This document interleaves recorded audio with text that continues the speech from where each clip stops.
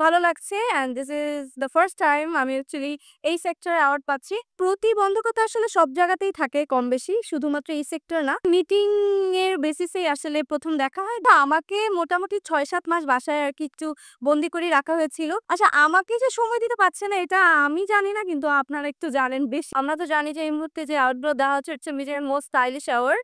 তো আমি হচ্ছি ব্র্যান্ড প্রমোটার সেক্টরেই পেয়েছি, মোস্ট স্টাইলিশ ব্র্যান্ড প্রমোটার।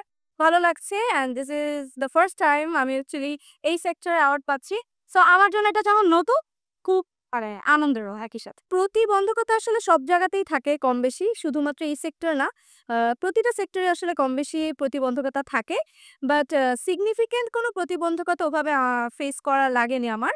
আ আমার কাছে মোটামুটি আমার জার্নিটা একটু সহজই ছিল অন্যদের তুলনায় আমার ধারণা। আর আমি এখনো এখানে অনেক নতুন। দেখা গিয়েছে আজকের প্রোগ্রামে অনেকে এসেছে আমার চেয়ে অনেক সিনিয়র, অনেক বছরের। সো এই সেক্টরে আমি নতুন। এখনো তাই প্রতিবন্ধকতা, যেটা বেসিক প্রতিবন্ধকতা, হয়তোবা আমার এখন আর সময় আসেনি। তবে আলহামদুলিল্লাহ এখন পর্যন্ত সবকিছু খুব স্মুথলি আরকি করতে পারছি। এটা প্রায় ৩ বছরের পুরনো জার্নি। আসলে বলতে আমার মনে হয় সবারই মোটামুটি মুখস্থ হয়ে গিয়েছে। সাংবাদিক থেকে শুরু করে দর্শক। তারপরেও যদি বলি, তো আমাদের মিটিং হয়েছিল একটা বেসিক্যালি একটা স্ক্রিপ্ট রাইটিং এর বিষয়। সো সেই মিটিং এর বেসিসেই আসলে ১ম দেখা হয়। দেন হচ্ছে আস্তে করে নরমাল যেভাবে আগে আমাদের সেভাবে আগিয়েছে। পরে ১ দেড় বছর পরে আমাদের একসাথে আলহামদুলিল্লাহ ফ্যামিলির সবার সম্মতিতে বিয়ে হয়। আচ্ছা, আমাকে মোটামুটি ৬-৭ মাস বাসায় আরকি একটু বন্দি করে রাখা হয়েছিল। এই ঈদে জামা জুতো অ্যাক্সেসরিজের ডিসকাউন্ট। কারণ ১ম এ আমার ফ্যামিলি খুব একটা ওরকম রাজি ছিল না যেহেতু। সো ফ্যামিলি ভেবেছিল যে একটু হয়তোবা বন্দি থাকলে ওর দিক থেকেও, যেহেতু দেখা সাক্ষাৎ হচ্ছে না, ওর দিক থেকেও হয়তোবা জিনিসটা কমে যাবে, বা আমিও ভাববো যে আচ্ছা থাক, আমি আর প্রেম-টেম করব না, আমাকে বাইরে যেতে দাও। কিন্তু অ্যাকচুয়ালি সেটা হয়নি। হয়তোবা ভাগ্যে এটাই ছিল, আল্লাহ রেখেছিল যে যত প্রতিবন্ধকতাই আসুক না কেন শেষমেশ বিয়ে হবেই। তাই ৬, ৭, ৮ মাস যত মাসই থাকুক, যখন দেখেছে আমার বাবা-মাই টায়ার্ড হয়ে গিয়েছে, আমরা টায়ার্ড হই না। পরে আরকি পরে মেনে নিতে বাধ্য আচ্ছা, আমাকে যে সময় দিতে পারছে না এটা আমি জানি না, কিন্তু আপনারা একটু জানেন বেশি। সব প্রশ্নে মানে সব ইন্টারভিউতেই বলেন যে আপনাকে সময় দিতে পারছে না। তো এখন আমার প্রশ্ন হচ্ছে, আমাকে যে সময় দিতে পারছে না এটা আপনারা কি করে জানেন? এটা তো আপনারা জানেন। তো আসলে বিষয়টা কি, শুধুমাত্র ও অ্যাক্টিং করে বা নায়ক, বিষয়টা এরকম না। প্রতিটা সেক্টরেই যারা জব করছে, লাইক চাকরিজীবী বলেন বা সরকারি চাকরিজীবী বলেন, সকলেরই দেখা যায় সকাল ৮ টার সময় যেতে হয় বাহিরে, সন্ধ্যা ৭ টার সময় বাসায় আসতে হয়। একটা সার্টেন টাইম তারাও তো দূরে থাকছে, তাই না? সো ওর তো সকাল ৭ টার সময় যাওয়া লাগে না। দুপুরের দিকে গেলেই হয়।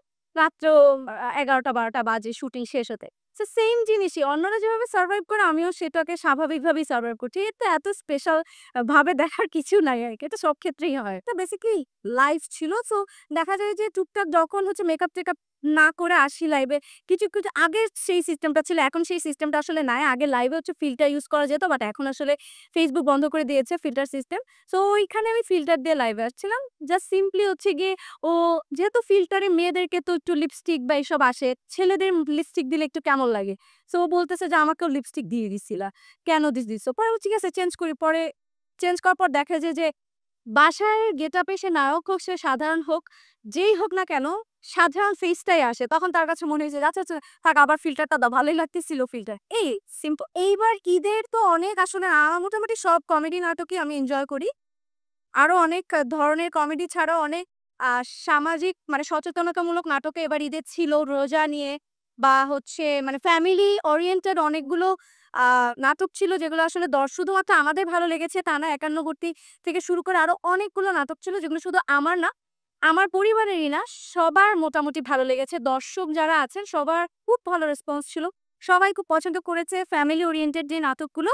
মানে কমেডি ধরনের তো সবসময়ই থাকে, বাট এবার ঈদে ফ্যামিলি ওরিয়েন্টেড অনেকগুলো নাটক হয়েছে। রিসেন্ট নিহারকলি নামের একটা নাটক হয়েছে, যেটা অ্যাকচুয়ালি সচেতনতামূলক একটা নাটক প্রাণীদের নিয়ে। সেটাও অনেক মানে এটা আসলে একটু স্লো ঘরানার নাটক। সো স্লো ঘরানার নাটকগুলো দেখা যায় অনেকে পছন্দ করতে চায় না। বাট এই নাটকটা সবাই অনেক বেশি আরকি পছন্দ করেছে। নিজেকে ভালো, সবসময়ের জন্য ভালো একটা পজিশনে দেখতে চাচ্ছি সবসময়ের মতো।